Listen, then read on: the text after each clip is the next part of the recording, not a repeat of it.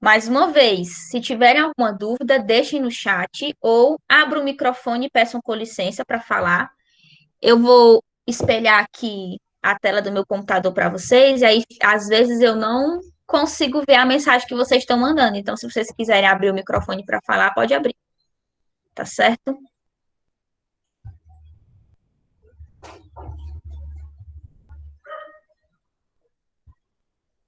Vocês estão conseguindo ver aí o slide?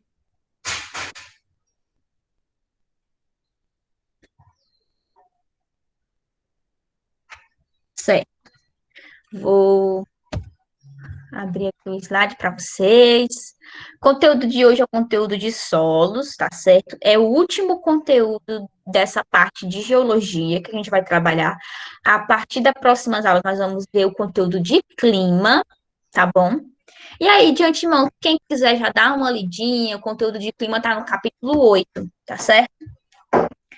Quem aí tiver acesso ao livro didático, por gentileza, abrir o seu livro didático na página 145, tá certo? Bom, pessoal, como é que se dá a formação dos solos, né? O solo é formado num processo contínuo de degradação física e decomposição química das rochas. Toda areia é formada a partir da decomposição física, química dos materiais minerais, da decomposição da matéria orgânica, da água e do ar. Tá certo? Pessoal, se vocês ouvirem algum barulho aí, vocês não estranhem, tá? Porque tá tendo aqui uma reforma aqui perto. E aí, aqui na página 145, vocês vão observar que tem algumas definições, tá certo? Tem algumas definições que outras ciências dão ao solo. A gente pode observar aqui, por exemplo, que para a mineração, o solo é um detrito que deve ser removido e separado dos minerais. Então, para a mineração, o solo é visto como um rejeito, como algo que não serve. Mas se eu for olhar pela perspectiva da ecologia, o solo é um sistema vivo. Então, assim, cada ciência vai ter uma percepção diferente do solo. A nossa percepção, a percepção que eu vou ensinar para vocês é a percepção geográfica, tá certo? Que a percepção geográfica ela é construída a partir do estudo do solo, que eu vou chamar de pedologia, tá bom? Que é a ciência que estuda o solo. E aí, para a pedologia, o solo é a parte natural que integra a paisagem, tá certo? E aí vocês vão lembrar da primeira aula que eu dei no começo do ano para vocês, que eu falava sobre o conceito de paisagem, lugar, território, espaço, região, né? Vocês têm tudo isso anotadinho no caderno de vocês, tá certo? E aí, pessoal, quando eu falo de paisagem, eu posso falar de uma paisagem natural ou uma paisagem antrópica, tá certo? A paisagem natural feita pela natureza, a antrópica feita pelo ser humano.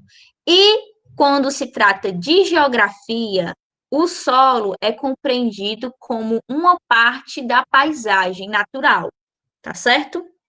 Até aqui, alguma dúvida? Não, né? Bom, vamos lá. A exposição ao calor do sol, a ação da água, da chuva, entre outros fatores, resultam na erosão das rochas. Então, pessoal, o que é que vai causar o processo de erosão das rochas? O intemperismo.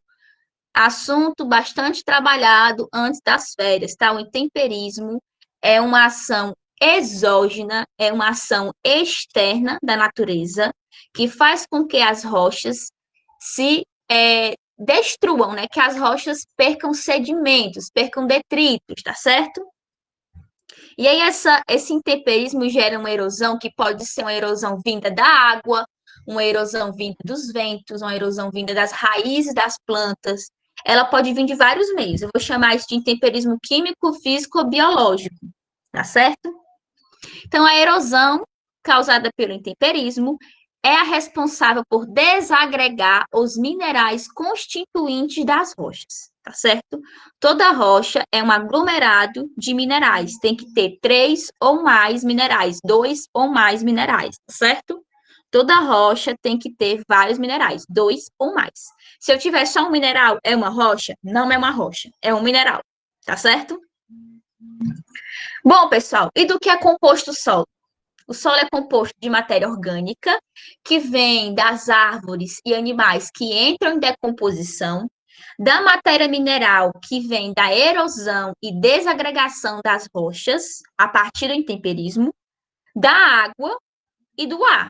Então, todo solo tem água e tem ar, pessoal.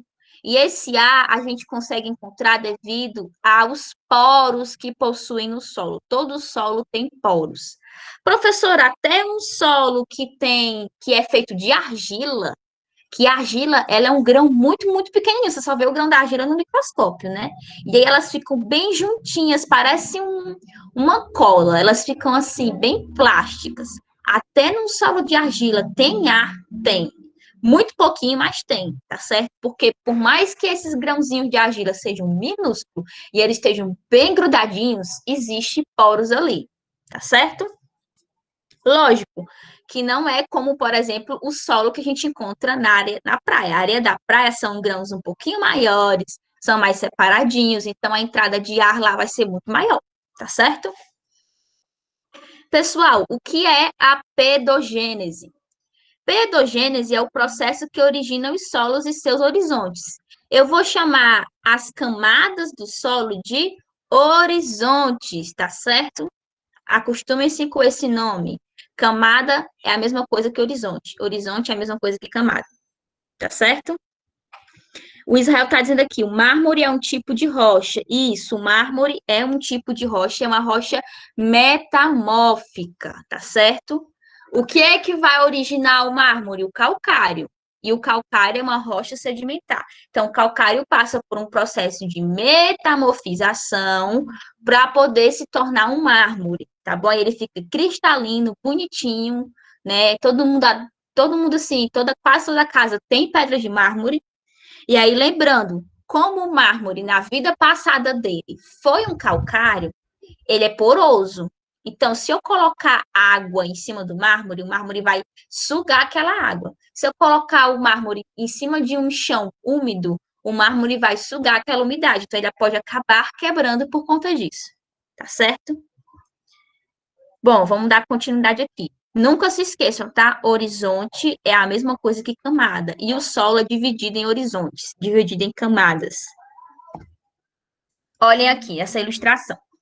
Esse solo, como vocês estão vendo, é um solo bem profundo, né? E nem todas as regiões do mundo possuem solos profundos assim. Tem regiões que têm solos bem rasos, como, por exemplo, o sertão cearense. No sertão cearense, você vê aquela terra rachada, né? Aquele monte de pedregulho, é porque aquele solo é um solo raso. Ele não possui muito sedimento. Logo, você cava um pouquinho e você chega na rocha matriz logo, tá certo? Mas se eu for para a Amazônia, na Amazônia eu tenho metros e metros de solo. Por quê? Porque tem muito depósito de sedimento na Amazônia, tá bom? Vamos ver aqui. O horizonte O, a camada O, é uma camada orgânica. Então, eu vou encontrar como é que eu posso dizer? Muitas folhas, galhos de árvore em decomposição. Vou encontrar corpos de animais em decomposição, tá certo? A camada O é uma camada orgânica que está em decomposição, tá bom? Eu vou já explicar o que é uma rocha matriz, tá, Israel? O horizonte A ou camada A é uma camada que é feita por humus. Eu acho que vocês lembram o que é humus, né? O humus é feito do cocô da minhoquinha, tá certo? Então, todas as minhocas que tem no, no solo, eles vão digerir a matéria orgânica, tá certo? E aí, o detrito dessa digestão é o que vai gerar o humus, tá certo? Então, o horizonte A é feito de areia mais humus, tá bom? O horizonte é uma camada de cor clara, de máxima remoção de argila. Então, eu vou encontrar composição argilosa, tá certo? E óxido de ferro. Então, eu vou encontrar um mineral, o ferro, nessa mistura, tá certo? É um solo um pouco mais pegajoso, tá bom? O horizonte B ou camada B é expressa por uma cor mais avermelhada, mais escura, tá certo? E ele vai concentrar materiais que vêm da camada E e da camada A. É como se fosse uma mistura, tá certo? E aí, pessoal, entendam que quanto mais superficial a camada, mais jovem ela é. Quanto mais profunda, mais velha ela é. Então, esse horizonte B, que é formado por materiais que vêm do horizonte A e do horizonte E, essa camada aqui, há muito tempo atrás, ela foi um horizonte A e depois ela foi um horizonte E, tá certo? E aí foram depositados em cima dela novas camadas. E aí ela ficou numa região mais profunda, com menos oxigênio, podendo assim, né, consolidar os seus materiais e se tornar uma outra camada, tá bom? O horizonte C é o material inconsolidado de rochas alteradas em processo de intemperismo. Então, você vai encontrar grãos pequenos e grãos muito grandes, pedaços de rochas grandes, tá bom? É nesse meio aí que você pode encontrar água, inclusive, tá certo? E a rocha matriz fica no horizonte R, R de rocha, certo? E aí, pessoal, a rocha matriz é a rocha originária, tá certo? É dela que vai começar o intemperismo que vai dar origem a esse solo todo que você vai ver aí adiante, tá bom? É a rocha mãe, tá bom? Matriz é mãe, tá certo? Rocha mãe. Alguma dúvida até aqui, pessoal? Acredito que não, né? Vou dar continuidade. Aqui nós temos uma imagem que vai mostrar alguns horizontes. Vocês vão observar aqui que nós temos o horizonte orgânico, seguido de um horizonte A e um horizonte E, tá certo? E aí, com certeza, se eu cavar mais embaixo, eu vou encontrar outros horizontes, tá bom? É porque aqui foi cavado. Com certeza, essa região foi cavada para retirar sedimento para a construção civil, alguma coisa assim do tipo. E aí, eles aproveitaram e passaram essa estrada no meio, tá certo? E aí, pessoal, a gente consegue, depois dessa escavação, você consegue observar esse perfil de camadas aqui, tá certo? Mas com certeza, se eu cavasse um pouquinho mais, eu ia encontrar um pouco mais de camadas.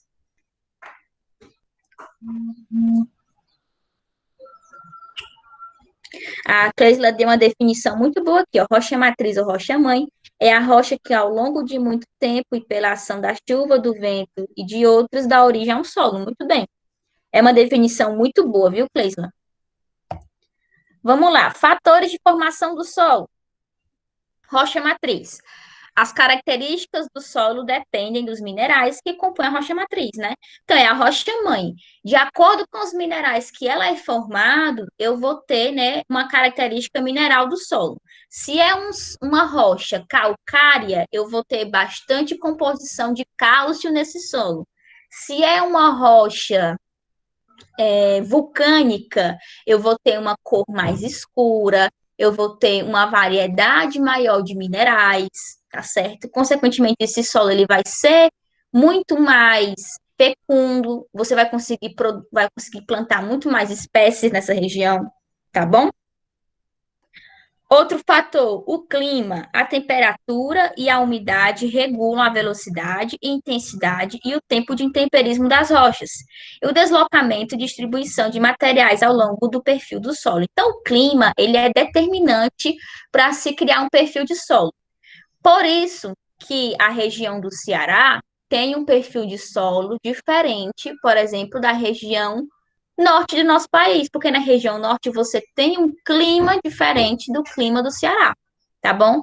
Aqui no Ceará você tem um clima semiárido, né? Se eu for pegar aqui a porção mais central do nosso estado, eu tenho um clima semiárido, poucas chuvas, né? Aí, se eu for pegar as regiões de pé de serra, uma região que tem pouca circulação de vento, então a formação de solo nessa região ela é mais precária, por isso que você tem camadas muito pequenininhas e finas de solo. Tem regiões do sertão cearense que o solo tem 50 centímetros. É muito pequeno, tá, pessoal? Gustavo, sem problemas, tá? Você não conseguiu participar da nossa primeira reunião, mas não tem problemas. A gente conversa depois no privado, tá bom? Fique tranquila aí. Eu percebi que tinha acontecido alguma coisa, porque você tinha conversado comigo pouco tempo antes, mas não fique preocupado, não, viu? Que a gente se resolve depois, tá bom? Vamos lá. Outro fator importante, o tempo, período de exposição da rocha matriz às condições da atmosfera. Solos jovens são geralmente mais rasos que os velhos, tá? Então, um solo que tem camadas muito profundas são solos mais antigos. Solos que têm camadas muito rasas são solos mais jovens. Relevo, com suas diferentes formas, proporciona desigual distribuição de água da chuva, de luz do sol, né, de calor, além de favorecer ou não os processos de erosão. Né? Então, assim, dependendo do formato do relevo, da disposição do relevo, você vai ter formas diferentes de criação de solo, tá certo? E aí, para poder compreender, eu tenho que fazer um estudo mais aprofundado disso. Eu não vou pedir para vocês aprofundarem tanto na questão dos fatores. Eu quero que vocês compreendam essa parte mais superficial, tá certo? Vamos lá. Organismos, por último, compreendem os micro-organismos que são decompositores e os vegetais e animais. Então, assim, os organismos vivos, eles são importantíssimos para a formação do solo, porque é deles que vem a matéria orgânica, tá certo? E todo o solo, para ele ser um solo produtivo, para ele ser um solo saudável, ele tem que ter matéria orgânica, tá certo? E aí, alguns solos vão ser pobres de matéria orgânica, como, por exemplo, o solo das praias. As praias, elas quase não têm matéria orgânica no solo, então você vai ver que não tem muita vegetação nas praias, tá certo? É certo um coqueiro ali aqui que consegue sobreviver em qualquer lugar, mas nem todas as regiões de dunas e praias você vai conseguir observar a existência de vegetação, tá certo? Aí o Wesley falou aqui, né, que a ilha de Galápagos tem uma variedade muito grande de vegetação, porque lá é formado de rocha vulcânica. É onde tem rocha vulcânica, a tendência do solo ser muito fecundo é grande, tá certo? Porque tem uma variedade de minerais muito importantes para os organismos. Vamos lá. Eu espero que vocês tenham compreendido a parte de fatores, tá bom? Vamos entrar aqui na conservação dos solos. Como vocês sabem, o ser humano usa bastante o solo. A gente usa o solo para muita coisa, para agricultura principalmente. Agricultura, pecuária, para construção, indústria. Então, assim, o solo é um tipo de organismo que a gente utiliza bastante, tá certo? E aí, por isso que cada ciência vai ter uma definição muito particular de solo. Se eu for chegar na parte da ciência, da mineração, mais voltada para as exatas, né, eles vão ter uma perspectiva mais materialista do solo. Se eu for para a parte de ecologia, biologia e geografia, eu vou ter uma perspectiva mais orgânica do solo, tá certo? Então, cada ciência vai ter uma forma de compreender o solo, tá bom? Vamos lá. O terraceamento é uma forma de conservação do solo, tá certo? Consiste em fazer cortes nas superfícies íngremes inclinadas, íngreme quer dizer inclinado, para formar degraus terraços. Esse procedimento possibilita a expansão das áreas agrícolas em regiões montanhosas e populosas, como é o caso da China, Japão, Tailândia, Filipinas, né? Então, as regiões que são arquipélagos, as regiões que são montanhosas, utilizam a técnica de terraceamento para conseguir fazer plantações de arroz, né? Para conseguir fazer a agricultura acontecer. Aqui no Brasil, como nós não temos regiões muito íngremes, a gente consegue fazer uma produção agrícola mais plana, tá certo? Mas assim, nas regiões da China, Japão, Tailândia, Filipinas, a região da Índia, né, que tem uma grande cadeia montanhosa lá, essas regiões eles costumam usar a técnica de terraceamento, tá bom? Como vocês estão vendo aí na foto.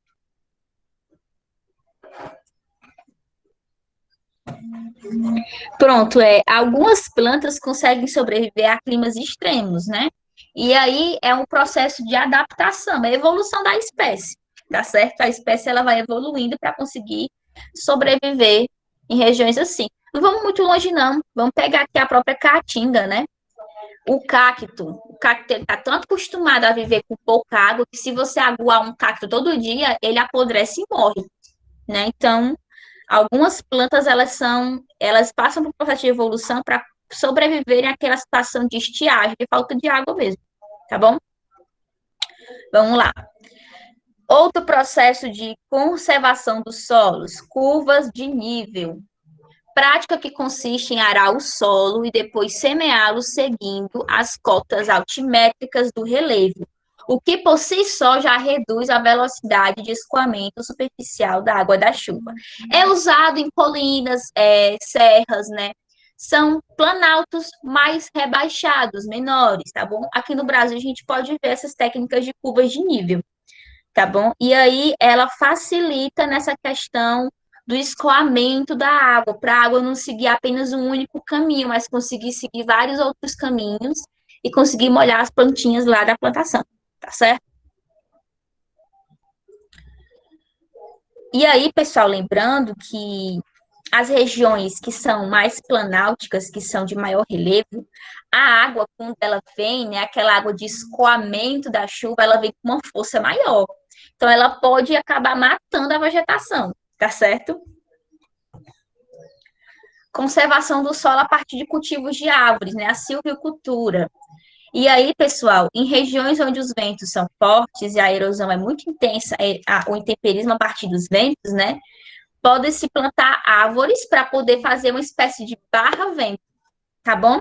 E aí, essa prática de silvicultura, essas árvores, elas não são utilizadas só para reduzir a capacidade erosiva dos ventos, mas também para a indústria de papel e celulose, tá certo?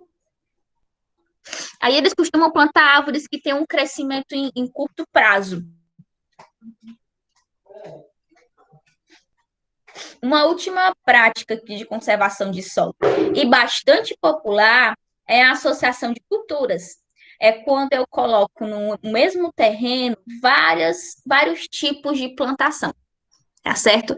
Eu costumo colocar 4, 5 tipos de plantação. Eu faço uma rotatividade, né? Eu divido, por exemplo, meu terreno em 4 partes. Na parte A, eu planto cebola, na parte B, eu planto tomate, na parte C, eu planto beterraba, na parte D, eu deixo descansando. E aí eu vou, né, a cada tempo de colheita, eu vou mudando as partes, as porções do terreno que eu planto esses gêneros agrícolas, para poder não matar os nutrientes do solo, para poder dar um descanso para o solo também, né? A prática da monocultura, ela é muito agressiva para o solo, porque além dela tirar todos os minerais que tem no solo, é uma prática que prejudica a biodiversidade. Eu vou ter quilômetros, e quilômetros não, vou ter hectares e mais hectares de terra com uma única espécie de planta, e para poder eu fazer isso, eu vou desmatar centenas de outras, né? Então, assim, é muito complicado. A monocultura, ela é muito controversa porque ela traz grande prejuízo ambiental, tá certo? Não só para o solo, mas também para as outras espécies de plantas nativas. Vocês estão conseguindo compreender o raciocínio aí, né, pessoal? E aí, pessoal, tem dois tipos bem comuns de erosão do solo. Nós temos as vossorocas, tá certo? O que são vossorocas? Eu vou colocar logo na imagem aqui para vocês verem. A vossoroca, ela é um buraco enorme que vai abrir a partir da ação da água, tá certo?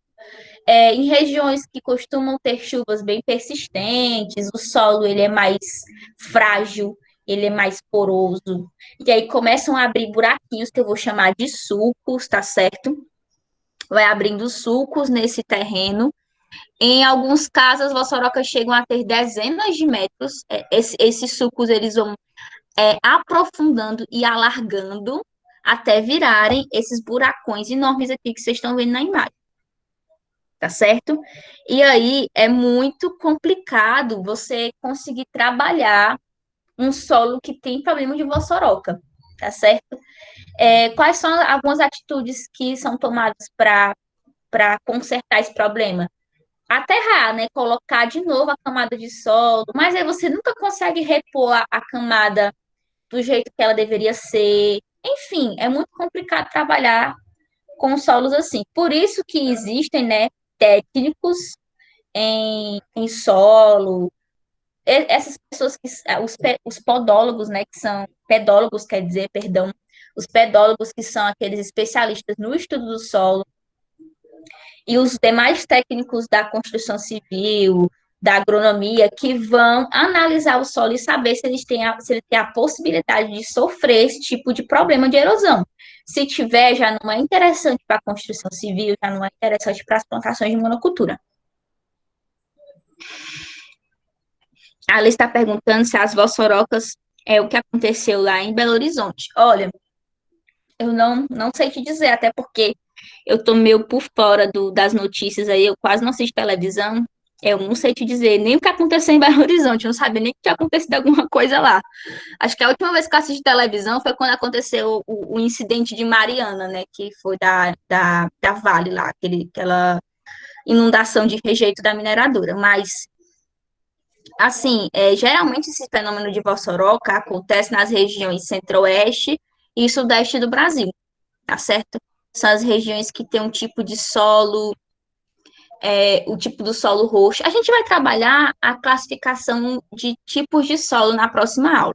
Eu não vou dar spoiler para vocês agora, não, tá certo? Mas existem os latossolos, litossolos, né? Só para vocês terem, assim, um pouquinho de noção. E aí, os solos que compõem ali a região centro-oeste e sudeste são solos que têm uma facilidade de sofrer erosão, porque eles ficam em regiões íngremes, eles ficam em regiões planálticas, então eles podem sofrer uma ação da água mais agressiva, tá certo?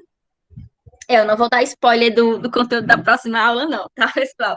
Até porque essa parte de classificação de solos não tem no livro de vocês. Então, eu vou preparar um material para vocês poderem estudar em casa, tá certo? Porque o livro de vocês, infelizmente, não traz a classificação de solos. Bom, e aqui nós temos outro tipo de erosão. Esse aqui, o movimento de massa, é o mais conhecido de todos, tá certo? Esse movimento de massa, pessoal, é o famoso deslizamento de terra, que acontece principalmente no Rio de Janeiro, né? A gente sempre vê quando começa a chover no Rio de Janeiro, não sei tantas casas do Morro Fulano de Tal vão abaixo, né? Isso acontece por quê, pessoal? Porque as regiões planálticas que possuem um solo mais arenoso, eles são protegidos pela vegetação. A vegetação é o que segura a areia no lugar dele, tá certo? Se eu, ser humano, começo a desmatar as regiões planálticas, as regiões que são de serra, de colina, de morro, eu começo a desmatar tudo isso daí, e essa região possui um solo que é frouxo, um solo que é fácil de sair do lugar, é óbvio e evidente que quando começar a chover, aquela areia todinha vai descer, tá certo? E é o que acontece muito no Rio de Janeiro. As pessoas constroem nessas áreas de risco, eu vou chamar de áreas de risco, tá certo? E aí é importante vocês lembrarem que existe uma série de fatores socioeconômicos que fazem com que a população construa nessas regiões. Não é porque a pessoa é burra ou porque a pessoa não tem noção do perigo. Não é por isso, pessoal. É porque a população mais carente acaba sendo empurrada para as áreas de risco, tá certo? Quando eu falo de Rio de Janeiro, eu falo das regiões de morro. Quando eu falo de São Paulo, eu falo das regiões mais próximas dos rios. Então, são regiões de fácil alagamento, tá certo? E aí, pessoal, no Rio de Janeiro é muito comum, as pessoas acabam fazendo as favelas, né, as construções em áreas de morro, e aí quando dá uma chuva mais agressiva, como não tem vegetação para proteger esse solo, o solo cede, causando o famoso movimento de massa, tá certo? Esse movimento de massa acontece porque o solo está desprotegido, tá bom? Alguma dúvida, pessoal, até aqui? O conteúdo tá muito fácil, né? Tá tranquilo demais, esse conteúdo é muito bom. Vou só dar uma paradinha aqui, porque eu preciso beber água, que eu já estou morrendo de sede. Vamos lá. Consequências da degradação do solo. Vamos ver aqui algumas consequências, inclusive essas consequências tem bem explicadinho aqui no capítulo 7, tá certo? Vou dizer para vocês qual é a página. É a página 153, tá certo? Lá tem assim, conservação dos solos em floresta. Aí vocês vão ver bem explicadinho cada tópico desse. Depois vocês vão dar uma lidinha lá, tá bom? Primeira consequência, aumento do processo erosivo e empobrecimento do solo, tá certo? Quando eu utilizo de forma exacerbada o solo, retiro a camada de vegetação nativa desse solo, eu causo um empobrecimento dele. Então, vai chegar um momento que ele não vai servir para plantar mais nada, tá certo? Quando eu faço um processo de desmatamento, quando eu retiro a vegetação, eu posso proporcionar um problema chamado assoreamento de rios e lagos. O que é isso? É aquela areia que estava sendo segurada pelas plantas ser levada todinha para dentro dos rios e lagos, aterrando esses rios e lagos, tá certo? Então, isso acontece muito também. As pessoas desmatam a região de mata ciliar, as regiões mais frágeis, e aí esses rios acabam sendo soterrados pela areia dessas regiões. A gente tem aqui um processo também que é a extinção de nascentes, tá certo? Diminuição do índice pluviométrico, porque se eu tenho o soterramento de lagoas, de lagos e rios, e o fim das nascentes, eu não vou ter evapotranspiração das plantas, porque as plantas não vão estar mais nem lá. Eu não vou ter evaporação da água, então eu não vou ter o ciclo da água acontecendo de forma regular nessa região, tá certo? Logo, eu vou diminuir o índice pluviométrico. Elevação da temperatura local, sem a cobertura vegetal, a gente tem um aumento da temperatura, tá certo? Agravamento do processo de desertificação, o solo está desprotegido, não tem acesso à quantidade de água que tinha antes. O processo de desertificação é só questão de tempo. Aqui no Ceará, nós temos problema com desertificação. Há certas regiões que foram muito desmatadas, regiões de caatinga, porque as pessoas elas têm uma concepção muito errada da caatinga, acham que a caatinga é uma vegetação que não serve para nada, é uma vegetação morta, sendo que é muito pelo contrário, ela é importantíssima para o nosso ecossistema, e as pessoas desmatam, fazem lenha, queimam, e aí desprotege o solo, ocasionando, assim, a desertificação. Redução ou fim das atividades extrativistas.